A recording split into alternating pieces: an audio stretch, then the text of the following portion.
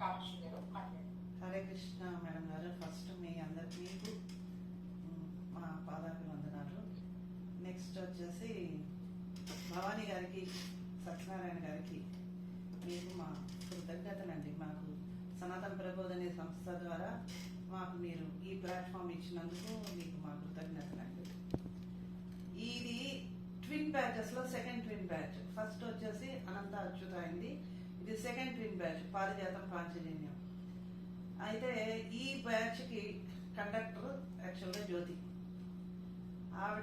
ఆవిడ కండక్టర్, మేమందరం దానికి గార్డులు బోగీలు మీరేమన్నా అనుకోండి. అయితే నన్ను అడిగారు ఫస్ట్, మీకు పాంచజన్యం కావాలా పారిజాతం కావాలా, ఏ పేరు కావాలి మీ గ్రూప్కి అని. నేను చెప్పాను, మేము పారిజాతం అంత సుకుమారంగా ఉన్నాం అని పాంచజన్యం ఉంటాం, మాకు పాంచజన్యం ఇవ్వండి మేడం అని చెప్పాను.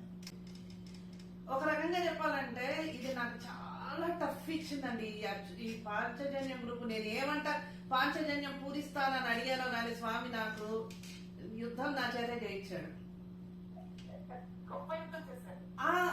అసలు ఇంకొకటండి, అచ్యుతాలో నాకు వచ్చిన మనుషులు, I mean students, Jammu of persons. ఇప్పుడు మీకు 6 మందిని చూపించారు కదండి, నా దగ్గర నుంచే వచ్చారు కోఆర్డినేటర్స్. కానీ క్వైట్ ఆపోజిట్ పాంచజన్యానికి వచ్చేటప్పటికి అసలు టోటలీ డిఫరెంట్ సినేరియో ఉంది ఇక్కడ.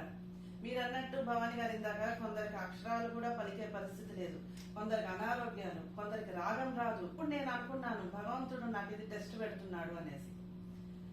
ఈ ఎన్ని రోజుల ట్రావెల్లోనండి నేను గమనించింది ఏంటంటే, ఎవరైతే చాలా బాగా పాడతారు, వీళ్ళ రాగం బాగుంది, వీళ్ళ గొంతు బాగుంది అనుకున్నానో వాళ్ళు యావరేజ్ లో మిగిలిపోయారు. ఎందుకంటే కొంతమంది అందులో సరిగా క్లాసెస్ అటెండ్ అంటే ఆన్ అండ్ ఆఫ్ అటెండ్ అవడం మూలాన్ని నేను అనుకున్న పర్ఫార్మెన్స్ ఇవ్వలేకపోయారు. కొంతమందిని అయితే నేను ఇక మీరు వెళ్ళిపోండి, మీరు వద్దు, మీరు చదవలేరు అని మేడం గారి చేత కూడా చెప్పించాను. వాళ్ళు ఆ రోజు అంటే దగ్గర 35వ దశకం దగ్గర కళ్ళనీళ్ళు పెట్టుకొని మమ్మల్ని పంపించేయద్దు, మేము చదువుతాము అని చెప్పి వాళ్ళు ఈ రోజండి వాళ్ళ యావరేజ్ దాటి పర్ఫామ్ చేస్తున్నారు. అది అంటే పేర్లు చెప్తే బాగోదని నేను ఆ పేర్లు చెప్పట్లేదు, కానీ అది నాకు భగవంతుడు ఇచ్చినటువంటి ఒక డిఫరెంట్ ఎక్స్పీరియన్స్. ఏంటంటే మనము ఎంత ఎఫర్ట్, ఎంత శ్రద్ధ పెడితే భగవంతుడు మనకు అంత చెయ్యి ఇట్లా అందిస్తాడు. తర్వాతండి ఈ బ్యాచ్ లోనే గోపాల చూడమణి అనేటువంటి ఒక అద్భుతమైన పుస్తకం మేడం గారి ద్వారా మాకందరికీ పంచబడుతోంది.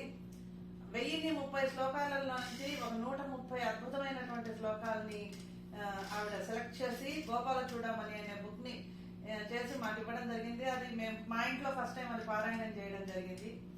సో ఈ 12 బ్యాచ్ ఇంత బాగా జరిగింది అంటే దానికి కారణం మాత్రం భగవంతుడు దయేనండి, నిజంగా చెప్తున్నా. ఎందుకంటే కొన్ని కారణాల వల్ల జ్యోతి గారు మధ్యలో రాలేకపోయారు.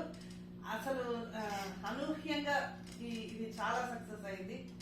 ఓకే అండి, ఇప్పుడు జ్యోతి గారు కానీ నా మిగతా నా ఫెలో కోఆర్డినేటర్స్ ఏదైనా మాట్లాడాలి అనుకుంటే ఫస్ట్ మీరు మాట్లాడేయండి, మీ తర్వాత మన స్టూడెంట్స్ని పిలుద్దాం మెల్లగా.